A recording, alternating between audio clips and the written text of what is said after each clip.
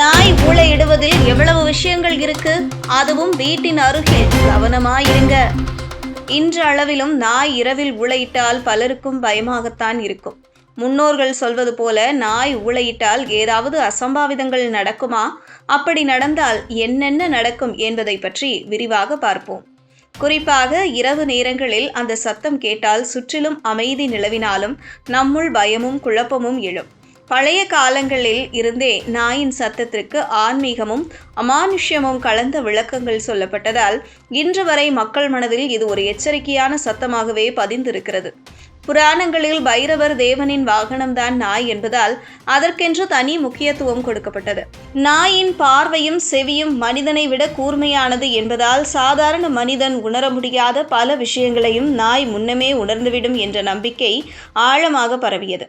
அதனால்தான் நாய் ஒரே திசையில் நின்று ஊளையிட்டாலே அந்த வழியில் தீய சக்திகள் அல்லது தவறான சம்பவங்கள் வரப்போகின்றன என்று மக்கள் அஞ்சுவார்கள்.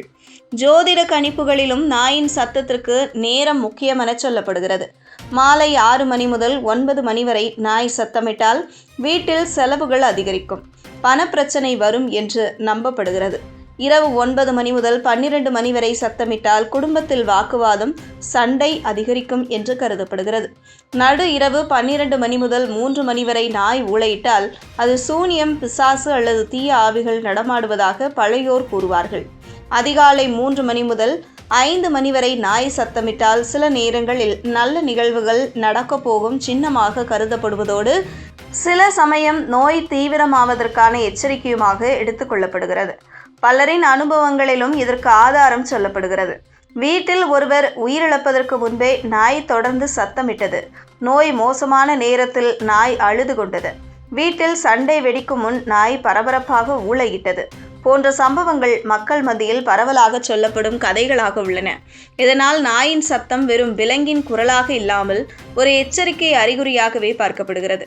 இந்த அச்சத்தை குறைக்கவும் தீய சக்திகளை அகற்றவும் மக்கள் பரிகாரங்களை பின்பற்றுகின்றனர். வீட்டின் வாசலில் வெள்ளை உப்பை சிதறுவது, பைரவரை நினைத்து விளக்கு ஏற்றி வழிபடுவது, தீய ஆவிகளை அகற்றும் மந்திரங்களையோ ஸ்லோகங்களையோ சொல்லுவது போன்றவை வழக்கமாக நடத்தப்படுகின்றன.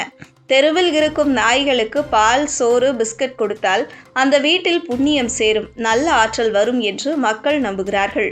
சில கிராமங்களில் இன்னமும் நாயின் சத்தத்தை வைத்து எதிர்காலத்தை கணிக்கும் பழக்கம் உயிரோடு உள்ளது. நாய் அழுது கொண்ட சத்தம் போட்டால் அது தவறான சம்பவம் நிகழப்போகும் முன்னோட்டம் என மக்கள் பயந்து நடுங்குவார்கள். அதே சமயம் நாய் உற்சாகமாக சத்தமிட்டால் அது வீடு காப்பதற்கான சின்னமாகவே கருதப்படும். இப்படிப்பட்ட நம்பிக்கைகள் மக்கள் வாழ்வில் இன்று வரை கலந்து கொண்டே இருக்கின்றன. இதனால் நாய் ஊளையிடும் சத்தம் ஒரு சாதாரண விலங்கின் ஒலி அல்ல, அது பழமையான நம்பிக்கைகளாலும் அனுபவங்களாலும் ஆன்மீக அர்த்தம் பெற்ற ஒன்று.